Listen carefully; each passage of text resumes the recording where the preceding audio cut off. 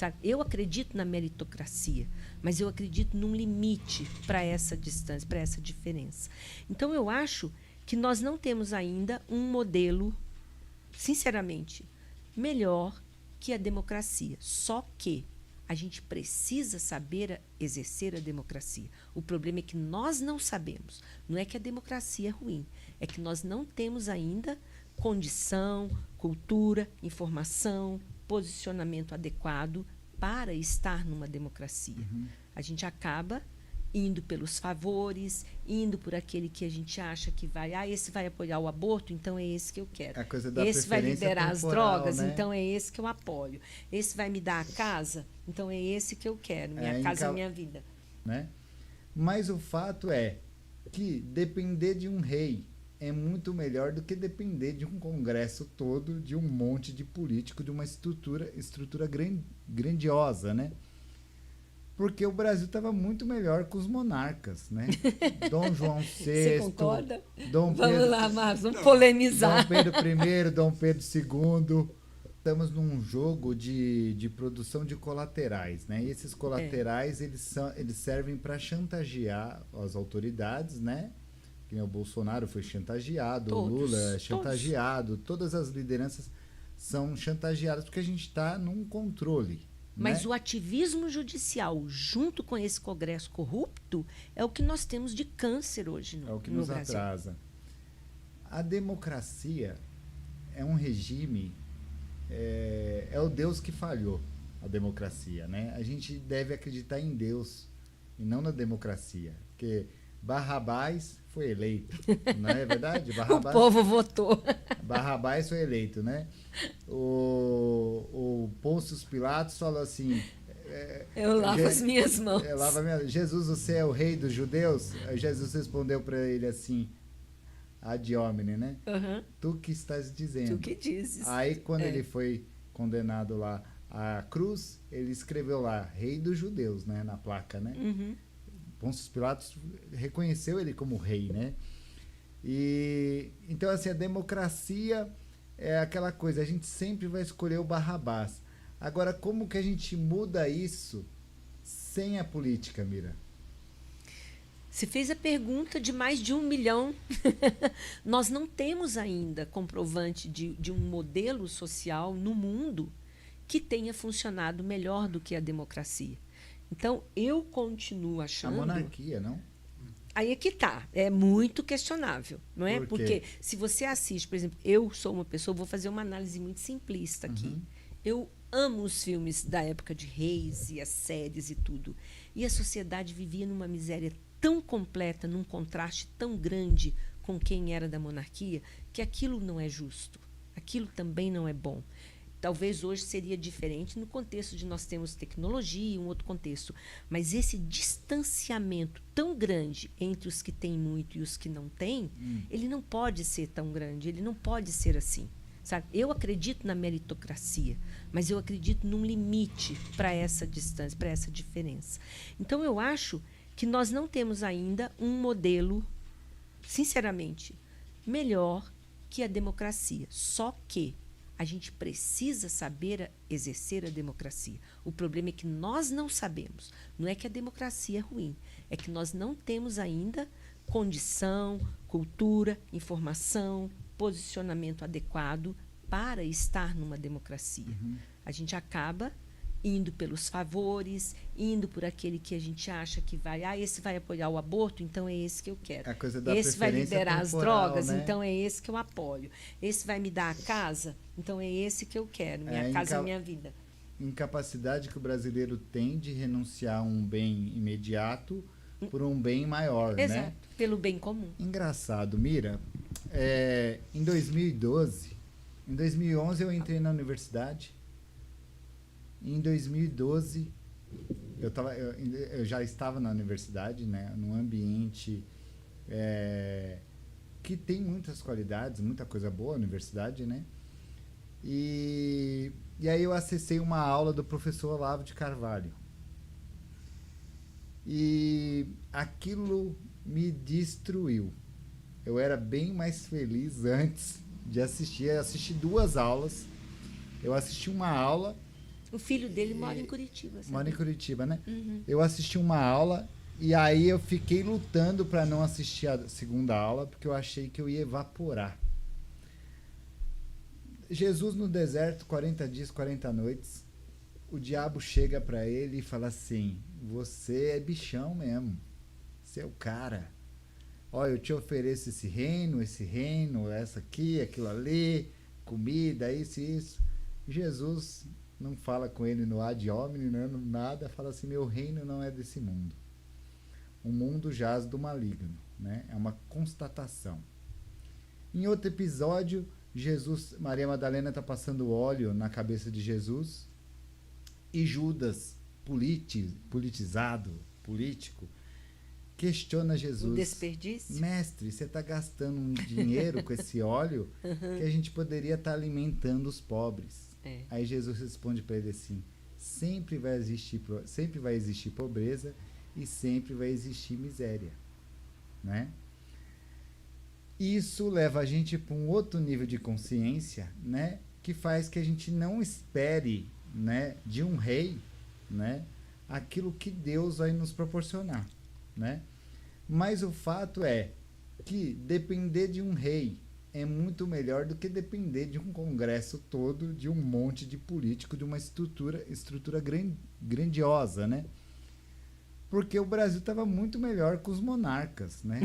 Dom João VI. Você concorda? Dom Vamos Pedro, lá, Marcos, vamos polemizar. Dom Pedro I, Dom Pedro II, Luiz Felipe de Orleans, né? É um homem íntegro, né? Bacana pra caramba, né? A Inglaterra, ela é constituída pela monarquia, né? Sim. Mas o parlamento é democrata, é um país democrata. O rei está ali, uma figura importante. É uma figura símbolo, né? cultural, é um Mas símbolo. não é ele que um decide, símbolo, né? Ele tem influência, mas não decide. É um país democrata. E a maioria dos países que tem a monarquia, né? Eles são democratas, a grande maioria. E existem países socialistas que são interessantes, né? O Canadá, por exemplo, é um país discreto, né? Você não ouve nenhum ato de corrupção.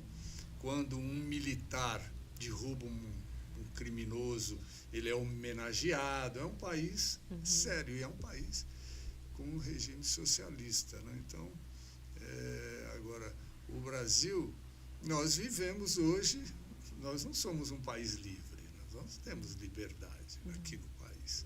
Nenhuma. Nós estamos falando aqui agora, mas se alguém captar isso aqui como sendo ofensivo, né? Hoje eu vi uma pessoa falar que ela pesquisou o samba do crioulo doido. Samba do crioulo doido. Né? Uhum. Eu pesquisei na internet que eu queria saber, daí colocou lá. Não existe mais porque discrimina o negro. Não, nós estamos vivendo uma loucura, né? Uma loucura. Total. E isso tem muito a ver com o trabalho que eu faço hoje da comunicação e com o trabalho que eu faço muito dentro das empresas, porque eu preparo os executivos e as lideranças para esse novo jeito de falar com essa nova geração que está entrando hoje no mercado de trabalho. E é um jeito de comunicar muito, muito diferente em tudo, porque tudo pode ser interpretado de outra forma, tudo pode ser ofensivo. Vou dar um exemplo para vocês. Eu fui num show com meu filho e nós estávamos na fila para comprar o ingresso e a moça que estava no caixa vendendo os ingressos era uma moça com cabelo black, lindo, um cabelo muito bonito mesmo. E eu falei: Tiago, olha que moça linda, que cabelo. Ele falou para mim: fique quieta, não comente nada porque isso é discriminação. Então, assim, se fosse uma loira com cabelo bonito que eu estivesse elogiando, poderia. Mas como era uma negra com cabelo black, seria considerado discriminação. Então, hoje isso é muito complexo, porque os valores estão invertidos, tudo é interpretado de acordo com o que a pessoa entendeu e o que a pessoa quer, não é com a sua intenção. Isso tem a ver com a Torre de Babel, né? Sim, cada um falando um idioma. Você tem a beleza, você tem a verdade e aí você tem a bondade. A bondade, né? Então você sabe o que é verdade, você sabe o que é beleza e você sabe o que é bondade, bom. né? O que é bom. Aí você tem nisso a Torre de Babel atuando, né? Exato. Que é essa comunicação cortada, né? Você sem lugar de fala, Exato. sem direito de falar, sem direito de usar o português, sem direito de escolher a palavra que você quer, né? Sem direito de opinar. Sem direito de comunicar, não é isso?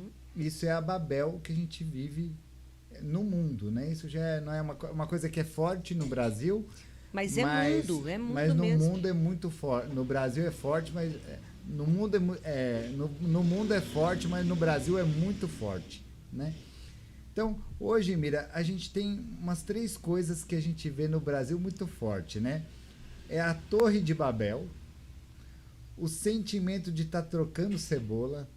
Tudo que você faz, você tem aquele sentimento de que você não vai prosperar, né? Que você está trocando cebola, que não dá para pagar, ou que você está marginal, que você não está pagando o que deveria estar pagando, né? Não existe um empresário que fala assim, paguei todos os impostos, né? Olha que bacana, paguei imposto. Olha para onde está indo esse dinheiro, né? Então você tem esse sentimento trocando cebola, né? E a gente tem uma coisa muito forte no Brasil que parece que a gente é romano, né? Então, assisti esses dias o filme do Ben-Hur, novo, e aí Pôncio Pilatos está lá, Jesus aparece no filme também, né? O Ben-Hur, ele é judeu, de uma família nobre. E aí ele vai disputar uma luta lá, uma briga, e aí ele vence o romano. E aí os judeus estão comemorando como romanos. Aquele jogo ali que é parecido com o futebol, né? E aí Pôncio Pilatos fala assim, vencemos. Agora todo mundo é romano. Então o brasileiro está nesse ritmo de festa, né? É ritmo de festa. Lembrar de Silvio Santos, ó. Silvio Santos captou essa coisa, né? Que torna a gente romano. E a gente sai desse Brasil da terra de Vera Cruz, né? Onde a gente seguia pelas estrelas, por Deus, pela família, pela religião, né? O padre tem menos importância, o pastor tem menos importância, o professor tem menos importância. E a gente fica na Babel, onde ninguém se comunica com ninguém, muito menos se olha, né? Exato. Porque se você olha para um homem, ele pode achar que você é gay, ele pode achar que você está debochando dele. Não, e o pior não é isso. O né? pior é qualquer movimento, hoje, pode ser considerado assédio. Tudo. Eu tive amigos que foram prejudicados no trabalho porque ofereceu carona no guarda-chuva num dia de chuva para a colaboradora até o carro. Até o carro, a distância entre... Você entendeu? Então, hoje, se alguém acha que você assediou, alguém achou e pronto. Está sentenciado. E a mulher é mais privilegiada nesse quesito. Que ela pode até acusar um homem e pode conseguir testemunhas. Nem precisa. Falsas. Só a palavra da mulher já acaba com a vida de um homem. Na faculdade aconteceu um negócio curioso. Eu estava indo para minha sala e aí estava vindo uma moça cheia de livro. Ela derrubou, ela entornou os livros, né? Vamos dizer assim. Né? Os livros foram caindo assim. E aí eu já comecei a ajudar ela, né? A catar os livros. Eu fui catando, fui empilhando os livros. Na hora que eu fui entregar para ela, ela cruzou os braços na minha frente assim. Você só me ajudou porque eu sou mulher? Sério? Eu tive 2 vontades. Uma de jogar os tudo livros de volta. tudo no chão de novo. E outra de falar aquilo que ela não queria escutar nunca, né? Não, eu quero você, sabe? Você é um objeto, sabe? Nossa. Porque você fica sem atitude. Sem ação. Você ajudou aquele ser humaninho ali, né? Sem ação. E aí ela, você me ajudou só porque eu sou mulher? Aí você para pra pensar, né? O que essa mulher pensa da vida? Que tem que na valor cabeça? que ela tem? Qual que é a relação dessa mulher com o pai dela? Com o avô dela, né? É uma coisa... Isso é um outro problema que a gente tem no Brasil hoje, né? Que é o Brasil, é essa era de Eva que nós estamos vivendo, né? Que tudo é construído com valores masculinos, né? Sim. Audácia, coragem, sacrifício, né? Força. O masculino é que age nesse campo, né? E na era de Eva, as mulheres estão se apoderando Você desses tocou valores. num ponto né? agora que, olha, vocês viram o que aconteceu com o ator, né, que quis fazer lá o grupo, que ele teve a infelicidade de chamar de masculinidade, não sei o quê, e a palavra masculinidade gerou tanto ódio e tanta resistência, porque não se pode falar mais em masculinidade, né? Isso Não, as opiniões estão sendo está exilado nos Estados Unidos, me fugiu o nome dele, ele é até muito aliado ao Eduardo Bolsonaro lá. Lacombe? Não. Lacombe? não. Alan dos Santos? Não. Ele fez um comentário agora recente. É o da família do príncipe, eu não é? esqueço o nome. Eu Esqueci o nome dele. também, uma pena. Ele fez um comentário agora que O Figueiredo lá? Não. Paulo Figueiredo? Paulo Figueiredo. Paulo Ele Figueiredo. disse que as mulheres não sabem votar no Brasil. Mas é fato, é estatisticamente Sim, comprovado. mas tudo bem, mas é um negócio muito subjetivo, é a opinião dele. Mas ele está sendo massacrado. Mas na verdade a mulher como tem uma, feminicista, como. Putz, a opinião dele. Eu, por exemplo, teve um jogador de futebol, o Bragantino, que terminou o jogo e ele falou: mulheres não podem apitar jogos de homem. Pronto, eu fiz ele um foi vídeo multado, desse assunto. Ele foi multado, ele ficou foi fora afastado do próximo jogo, foi. e etc.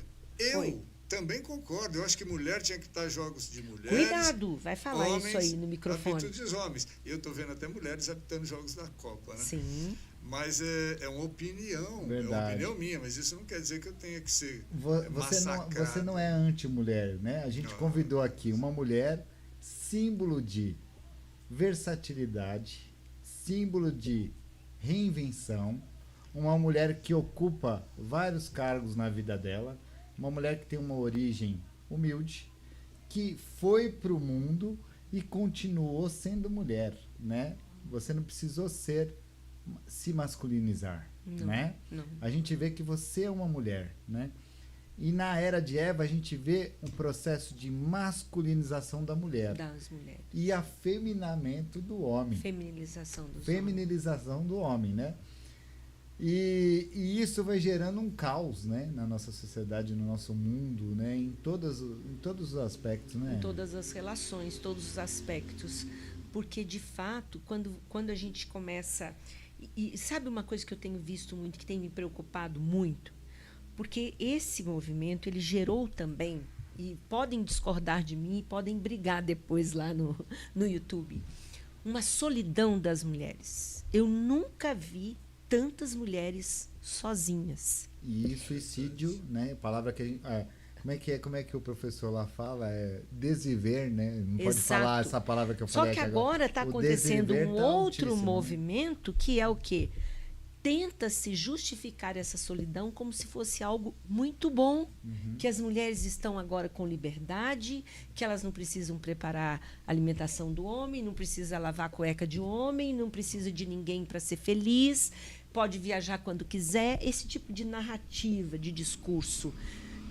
Olha, eu quero dizer para as meninas, desconfiem dos extremos, sempre. Porque não é, o ser humano não foi feito para ficar sozinho e achar que a solitude nos completa. Eu não estou querendo dizer com isso que você tem que ser infeliz por não ter um companheiro, não é sobre isso.